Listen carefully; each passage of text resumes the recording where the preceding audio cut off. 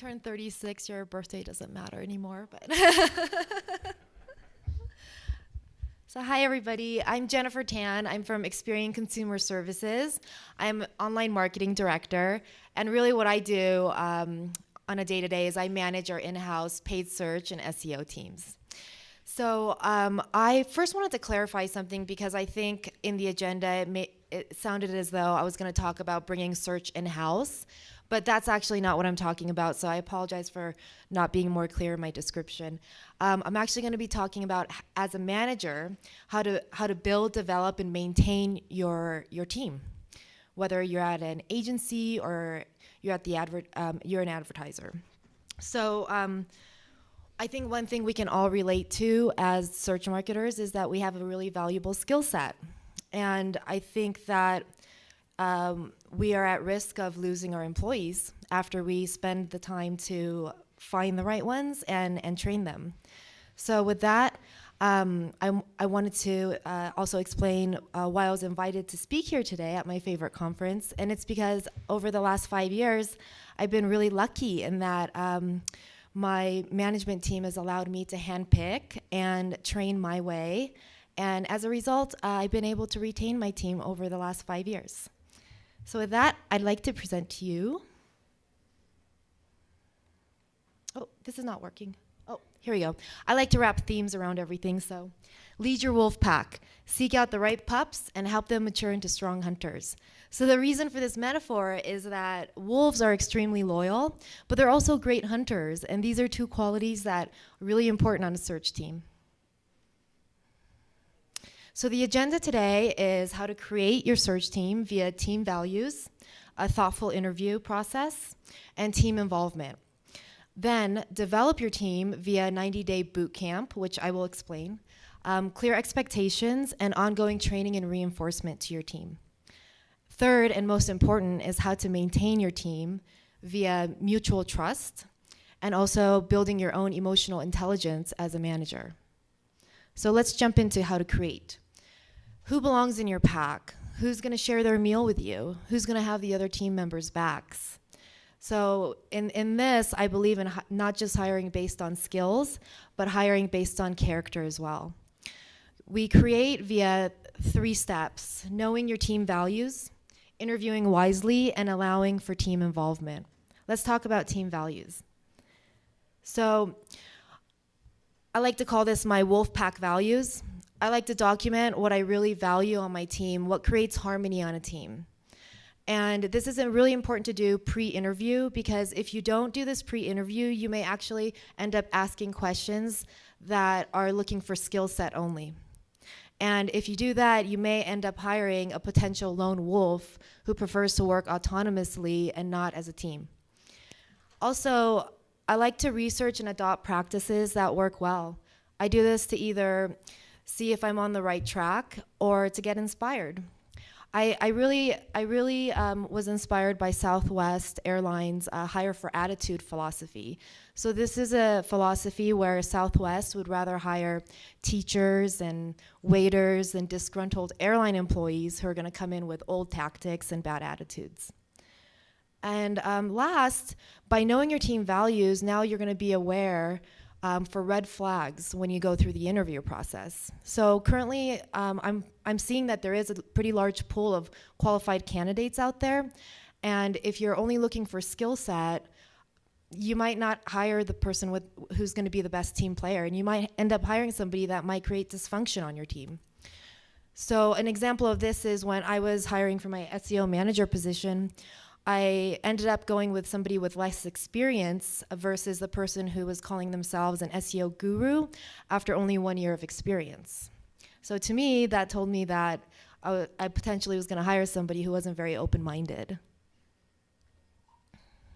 So this is an example of my team values. I highlighted one here because it's similar to the wolf pack theme. Dolphins, not sharks. Everyone is set up to succeed. We run in a pack, not competing against each other, and we help each other with onboarding and challenges. So I was reading a study the other day that said that 25 to 40% of our work lives may be compromised due to too much emphasis on competition. And I've always really believed this because I've seen too much emphasis on competition actually not work well in an office environment. So what I've done with my comp plans for my team is I've put the most weight on team goals, and then there's the smallest weight on individual goals. So that way everybody works for the greater good of the company versus being opportunistic. Next, we want to make sure that we interview wisely. So this is a good opportunity to really find somebody with good character, because skills are on LinkedIn. We all know that on LinkedIn we can't lie because it's public. So that's a really good way to see if they have the skill set you want. When we ask the questions, this is a really good opportunity to see if they have the qualities that you want that's going to work in harmony with the rest of your team. So here's some, and I also like to look for qualities that can't be taught overnight. So for me, if an employee does not know how to run a pivot table, that's really not a deal breaker for me because it's something that I can teach them. But I can't teach them how to influence other departments to help them with a project. So those are the questions that I ask. Here are some examples of qualities that managers may look for on a team. I highlighted the last one, gratitude, because this in my view is the opposite of entitled. And I'm not sure, have you guys all worked with people with entitled personalities? It can be really challenging. So I want to show you this quote. When you're grateful, fear disappears and abundance appears. This is really my goal for my team, is I'm looking for brave and open-minded people who can see opportunities. And in my view, this really starts with a gracious personality. Also, in the interview process, I like to allow for team involvement. By allowing my greater team to be involved in this process, their involvement equates their commitment, because if they're involved in the process, they're going to want this individual to succeed. Also, it's important to value your team's input, because there may be innuendos that you may have missed in the interview you did yourself. Also, some role misconceptions may surface in what the new role is going to be assigned to do. I love the beauty of a consensus, because it may not be the best decision, but it's something that everyone can live with, because all the issues have been fully aired and everybody's been adequately heard. So now you've found yourself a great new wolf in your pack. How are you going to develop them? So we're going to develop them by really standing up as a strong leader, because wolf packs have a hierarchy and will lean on a leader's direction. So we're going to develop using 3 steps. A clearly defined boot camp, which I'll explain, and I'll show you an example of mine. Creating and communicating clear expectations from the very beginning, and providing ongoing training and reinforcement. So let's talk about boot camp. So for boot camp, I have a 90-day new hire boot camp where it's 25 pass or fail milestones that each employee has to pass. This ensures that their requisite skills and onboarding processes are met. Also, if you have great partners like I do, my Google rep is here actually in the audience, consider sending them out for training on AdWords directly from Google. Also, I like to give them a list of all the stakeholders at the company that they should meet with, and I give them 90 days to meet with them. And this way, they're able to announce their new role into the organization and also build relationships with other stakeholders. And after you do all this, really sit back and enjoy the benefits, because you've now created accountability. The rest of your team now knows they're getting an A player because they also had to pass boot camp. And also, it's another opportunity to identify the lone wolf if you missed that in the interview process. Also, I know that this may seem a little cumbersome, but this investment up front really allows you as a manager to step up to a more strategic role, because now you've trained your new team member to take on all the day-to-day tactics.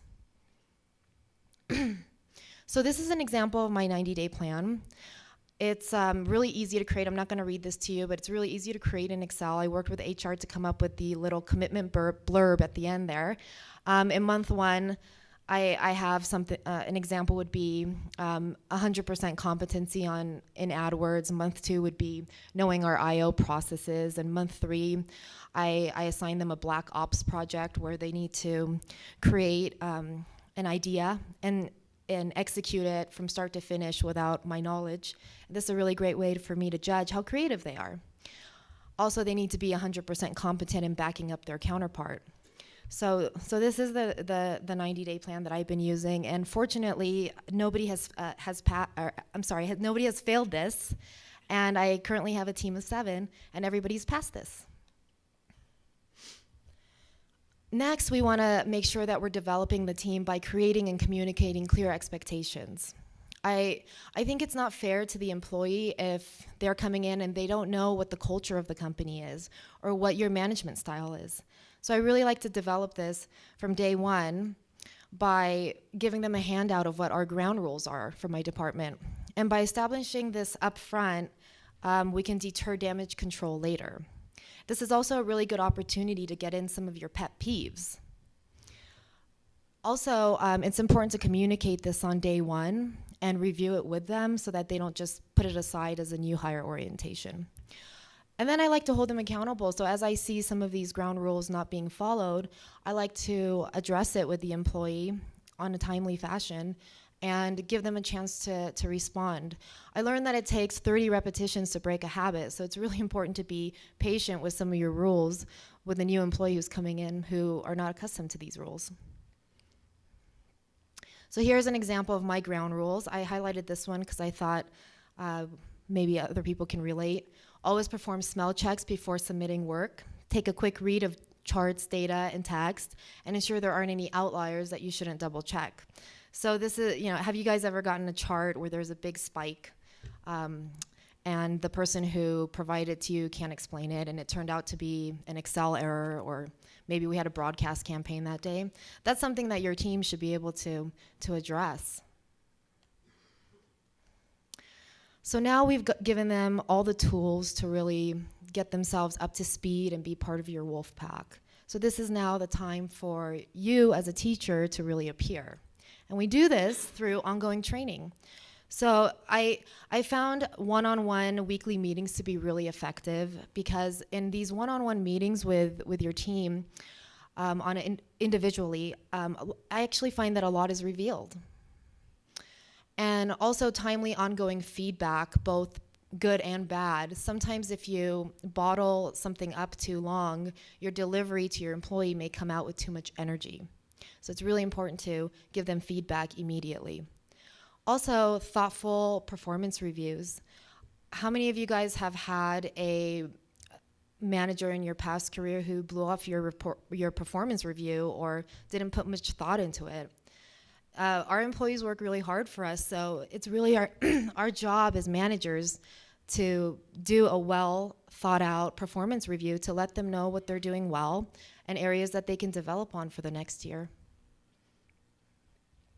Okay, last but not least, maintain. So we've hired ourselves somebody with great character. We've taken the time to train them. Now, we've given them everything they need to just go out and get a job at a sexier company with free food. So why would they stay with you? So this is your opportunity to really shine as a leader. And we're going to do this through principles to keep them from straying. So if you're using your wolf pack for your own agenda, they will stray. They will sense that. If you're leading, feeding, and nurturing them, they will remain loyal. I found 2 steps that work really well here. One is earning their trust by first trusting them. And second, demonstrating your own emotional intelligence as a leader. True leadership must be for the benefit of the followers, not for the enrichment of the leaders. I read a study the other day that said that 75% of working adults would rate their immediate boss as their most miserable part of their job. That's really sad, and I think it's something that can be easily avoided. So we're going to maintain by earning their trust. Here are some things that have been really effective for me. One, investing in their career, so really fighting for their conference budget, sending them out for trainings. Sometimes this may mean as a manager, you may have to sit some conferences and trainings out so your team can go. Second, let them shine. Recognition to executive management. My goal with our president and our SVP is I want them to know the names and the roles of everybody on my team. Also, recognizing individual personality styles. I have members on my team who really love public recognition. So for them, if they have a great win, what I'll do is I'll have our president do some recognition for them at an all-hands meeting. But I also have team members who would be terribly embarrassed by this, who are very introverted. So for these team members, maybe a thank you note and a little box of cookies. Also, I like to find creative ways to reward them. So sending them to an offsite. And the key here is to stay back as a manager and hold down the fort. It's also a really good way to see if you can still do their job. Another one, how about peaceful vacations? So if you've gone through this process of hiring somebody with great character, you can pretty much bet that they're checking their email while they're on vacation. So how about just not copying them on email and training them to really have a peaceful vacation? I think they deserve it. And monthly newsletters are something that I just started, where I send out a monthly newsletter to really highlight the MVPs of the team performance. And this has really helped increase morale on my team. And after you do some of these things, enjoy the benefit, which is an increase in trust from your team. At a management training that I was at, I learned that 5% increase in trust will increase productivity by 50% or more. I've seen this to the contrary, where when employees don't trust their manager, they aren't transparent with them, and they don't work hard for them. Next, let's talk about, this is actually the last part, but let's talk a little bit about emotional intelligence. So emotional intelligence is defined by self-awareness and also social interaction with people. With emotional intelligence, a good way to describe this would be to describe somebody who has low emotional intelligence. This would be somebody who has absolutely no awareness or do they care how their behaviors affect those around them. As a manager in the search world, we're expected to know how to do our job. That's how we became managers. But then when you couple your technical skills with strong emotional IQ, that's when you really start shining. And it's really one of the most underutilized leadership skills is to make that emotional connection with people.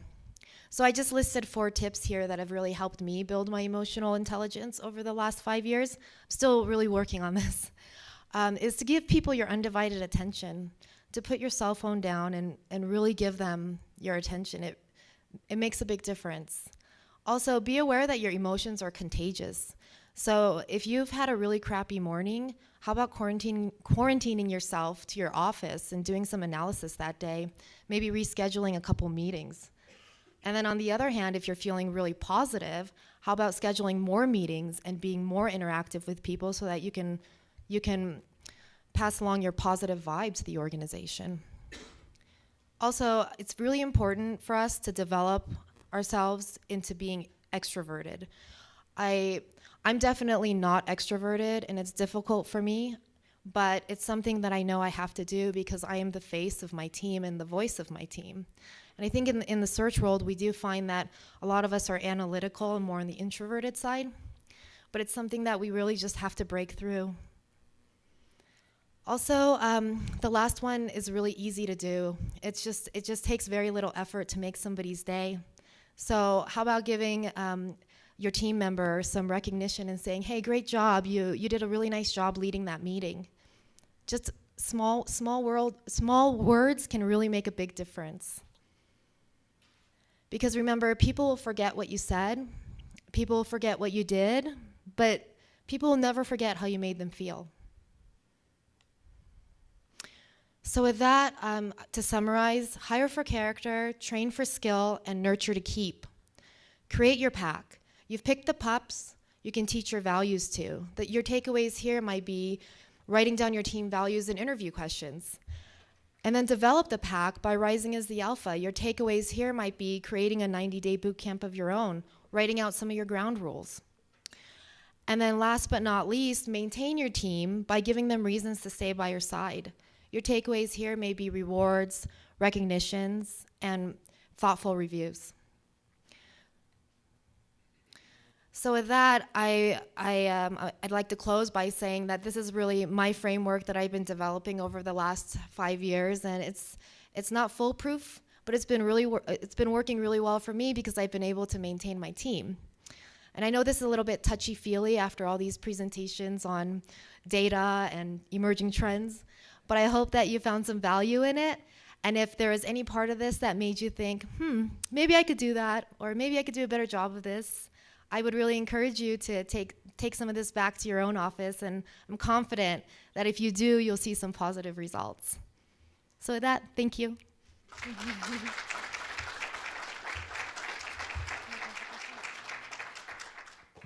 Do we want to do anyone a couple questions before we let her off the stage?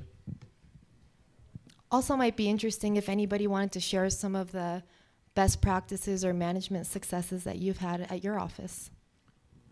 So really enjoyed the presentation. I was wondering though, how long have you really been developing this as a concerted effort? Because it looks like a lot of work that this probably has evolved over a great deal of time. Where was the starting point, and what are some of the things that maybe you're already thinking about adding in the coming years that you haven't gotten to yet?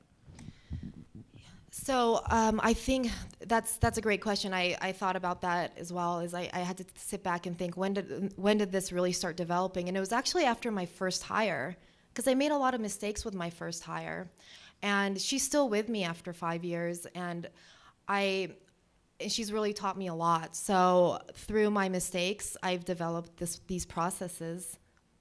And moving forward, what I'm doing is I'm focusing less on my technical skills, and I'm trying to focus more on being a good leader and a good manager. So I've been working a lot with HR and going to trainings and trying to develop this. Any other questions or success stories, wins that you guys have had at your office? Well, thank you.